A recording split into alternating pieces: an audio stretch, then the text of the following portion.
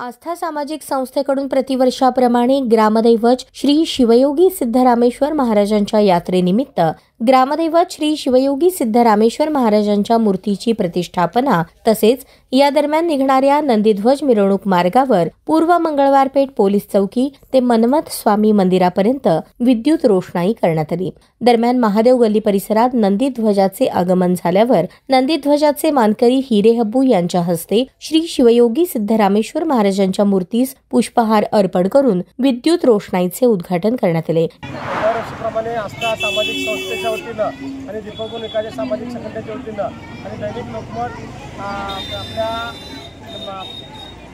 समूहाच्या वतीनं विद्युत रोषणाई या ठिकाणी शिवानंद मंगल कार्यालय पूर्व मंगळपेठ पोलीस चौकी ते मनमथ स्वामी या ठिकाणी विद्युत रोषणाई आणि शिवयोगी सिद्धेश्वर रामेश्वरच्या मूर्तीची प्रतिष्ठापना या ठिकाणी झालेली आहे आणि आत्ताच त्याचं उद्घाटन हे आपल्या नंदीध्वजाचे मानकरी हिरेहब्बू यांच्या हस्ते उद्घाटन झालेलं आहे। आणि यावर्षी अशी आलूड गर्दी आहे की सकाळपासून